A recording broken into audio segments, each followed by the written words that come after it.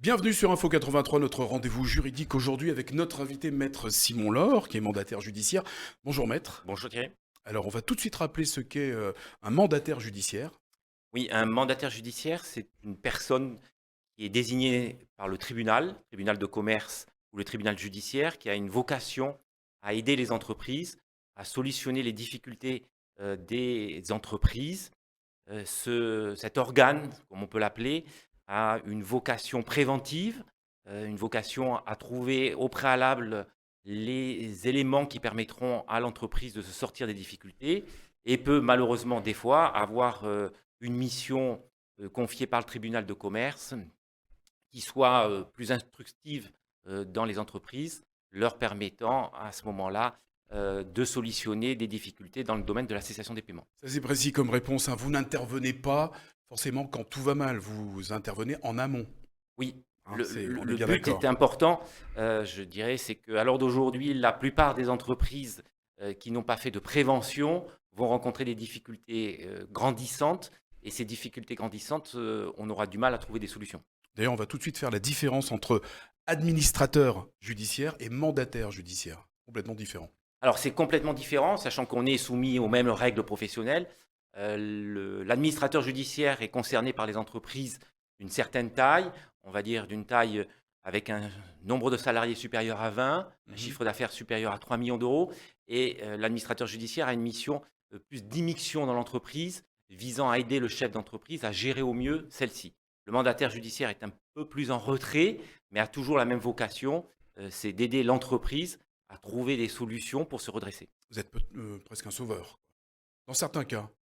Alors, on nous analyse plus entre, je dirais ce mot qui ne me plaît pas du tout, fossoyeur, parce qu'effectivement, on Ah, intervient dans les liquidations des entreprises, mais je dirais notre rôle le plus intéressant et le plus constructif, c'est effectivement trouver les solutions pour sauver les entreprises.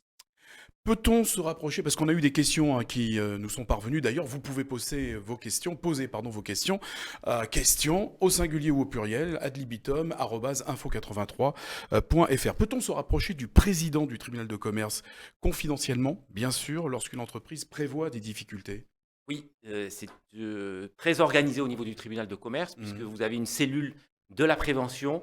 Ce sont des juges qui sont dédiés à ce domaine-là, qui sont la plupart du temps des chefs d'entreprise dans le domaine de l'expertise comptable et qui ont une vocation à aider confidentiellement. Là, le mot est très important, c'est-à-dire que Mhm. vous avez un entretien qui est confidentiel, aucune transparence n'est admise là-dedans. Ça reste dans le domaine du tribunal et ça a mission à aider le chef d'entreprise à trouver la solution adéquate. Et à ce moment-là, effectivement, le juge de la prévention auprès du tribunal de commerce ou bien évidemment le président du tribunal de commerce peut aiguiller le chef d'entreprise vers un mandataire judiciaire Mhm. qui, lui, va intervenir plus directement dans l'entreprise. Avant que, et bien avant d'ailleurs, qu'une procédure soit entamée au tribunal de commerce, hein, d'ailleurs, hein. Oui, le but, c'est de la prévention, comme vous l'avez dit. Mhm. Le but, c'est, je dirais, au préalable des difficultés qu'on va considérer comme insurmontables, d'aller se renseigner, d'aller prendre attache avec des personnes compétentes. Les personnes compétentes vont, au préalable, solutionner les difficultés de l'entreprise pour éviter ce qu'on appelle le dépôt de bilan, ce qui est plutôt appelé chez nous sauvegarde ou redressement judiciaire, et qui fait toujours un peu peur aux chefs d'entreprise. Donc la prévention est importante. Maître Simon Laure, mandataire judiciaire, est notre invité aujourd'hui pour parler des entreprises en difficulté ou qui prévoient des difficultés. C'est de la prévention, bien sûr. Alors, la réponse là va être longue, je suppose. Comment vous intervenez dans ces entreprises? Alors, l'intervention, elle est toujours conditionnée à une désignation par le tribunal. Nous pouvons intervenir au préalable de cette désignation en tant que consultation bénévole pour C'est-à-dire que renseigner. l'entreprise peut vous contacter directement. Voilà, l'entreprise peut nous contacter directement pour avoir des renseignements au préalable, mais pour avoir une mission d'intervention dans l'entreprise, il faut qu'il y ait une ordonnance rendue par le président du D'accord. tribunal. Et cette ordonnance va définir notre intervention, sachant que l'important à ce niveau-là, c'est le chef d'entreprise qui sollicite le président du tribunal, qui sollicite la mission qu'il souhaite. Et également, ce chef d'entreprise peut solliciter la désignation du mandataire qu'il souhaite. Donc là, il y a toujours un esprit confidentialité et un esprit d'aide pour le chef d'entreprise avec les organes qu'il choisit. Mais n'attendez pas à ce point-là. Consultez, prévenez avant, hein, prévention des difficultés. Justement, alors quel sera votre rôle lorsque le chef d'entreprise vous contactera directement sans passer par le tribunal de commerce? Alors, notre rôle à ce moment-là, alors, le rôle, avant de passer devant le président du tribunal, c'est un rôle d'aiguilleur. On va Mhm. lui indiquer quelles sont les De solutions conseil. que l'on préconise, Mhm. effectivement le rôle de conseil. Après, quand l'ordonnance est rendue par le président du tribunal qui nous désigne, notre mission là est assez complète, avec plusieurs aspects. Premier aspect, essayer de trouver des solutions avec les créanciers, essayer de résoudre les conflits que vous avez dans l'entreprise, essayer de vous trouver de la new money, tout ça pour redynamiser votre De la entreprise. new money, hein. New money, oui. D'accord, une nouvelle source de revenus, c'est ça? Oui, tout à fait. Mhm. On n'a pas expliqué aussi ce qu'était une entreprise en difficulté. Comment considère-t-on qu'une entreprise est en difficulté? Et quand elle n'a plus de trésorerie, quand elle est en déficit, à quel moment? Alors, Je ne sais pas si on peut répondre à cette question d'ailleurs. oui, l'entreprise en difficulté, alors le terme qu'on cite souvent, c'est la cessation des paiements. Mhm. Vous êtes en cessation des paiements lorsque vous ne pouvez pas faire face à votre dette exigible vis-à-vis de votre actif disponible. Alors, cette notion de cessation des paiements, elle est définie par la jurisprudence de façon très Mhm. précise, mais elle a pour but effectivement de délimiter quelles sont les procédures qui seront adaptées vis-à-vis de l'entreprise, redressement judiciaire, sauvegarde ou prévention.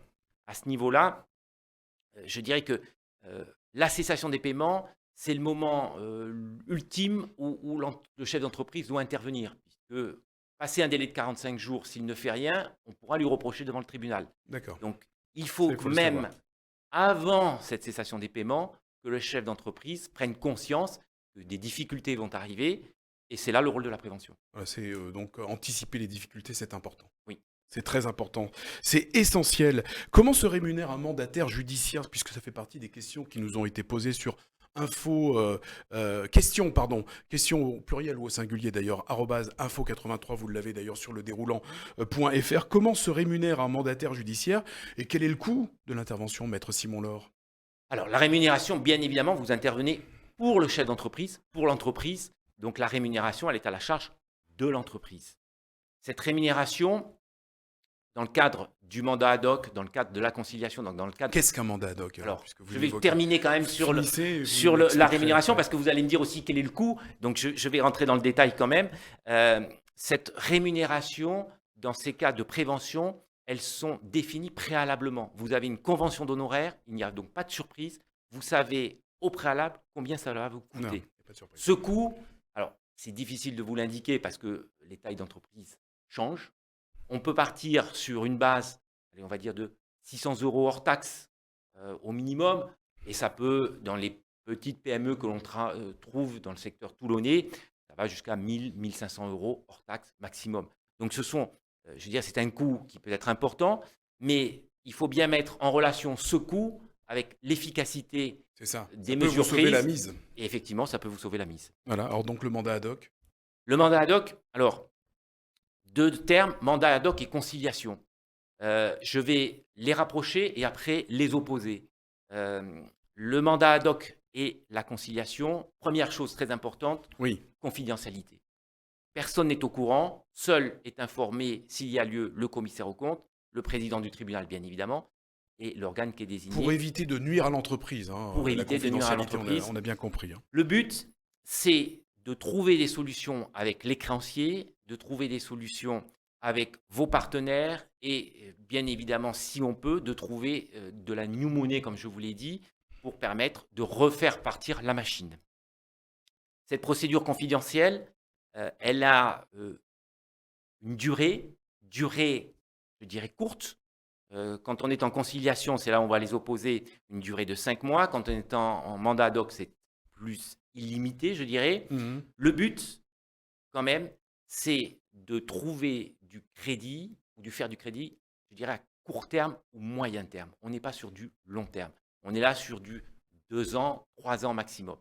Dernier point de différence entre les deux, dans le mandat ad hoc, le tribunal n'a pas de pouvoir d'imposer aux créanciers des délais. Dans le cadre de la conciliation, le président du tribunal peut imposer des délais de 2 ans aux créanciers, Mmh. ce qui permet effectivement d'avoir un peu plus d'appui dans le cadre de la conciliation. Là encore des réponses précises. Maître Simon Laure, mandataire judiciaire, qu'est-ce qu'une procédure de sauvegarde? Alors C'est un terme qu'on entend souvent lorsqu'on a des entreprises en difficulté. oui, procédure de sauvegarde initiée, alors on va le dire depuis 2005, procédure qui, je dirais, n'a pas un succès très très important à l'heure d'aujourd'hui, Parce que méconnu. parce que méconnue, parce que le chef d'entreprise a toujours une appréhension à venir près le tribunal, à se rapprocher de juges consulaires. Je dirais que c'est dommageable, parce que les juges consulaires sont là pour aider les chefs d'entreprise.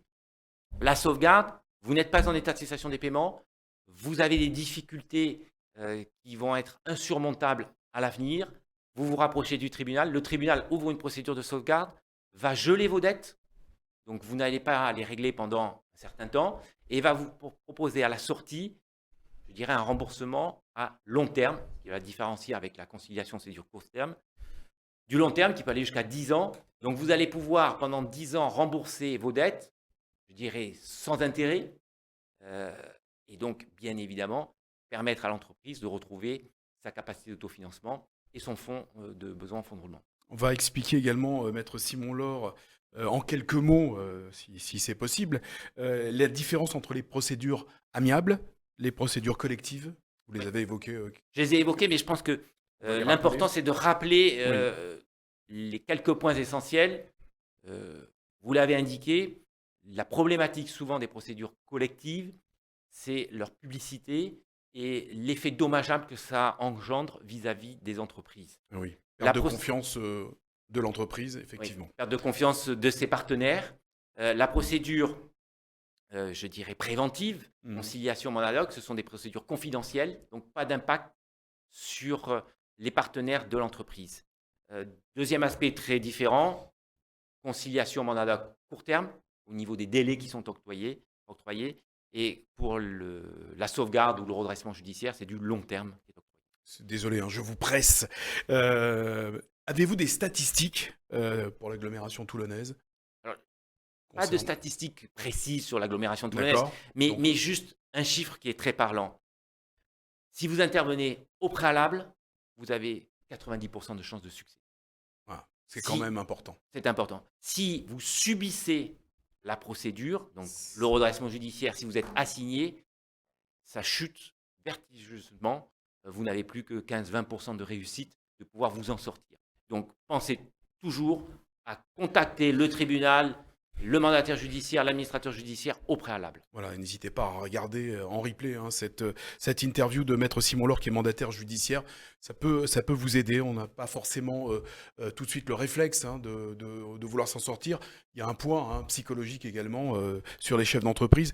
Comment pressentez-vous économiquement les mois, années à venir? Alors là, c'est peut-être difficile de répondre puisqu'on est en pleine crise sanitaire qui a complètement faussé, comment dire, la mécanique habituelle. Ah oui, la mécanique est complètement, comme vous l'avez dit, faussée. À l'heure d'aujourd'hui, les chiffres sont très parlants.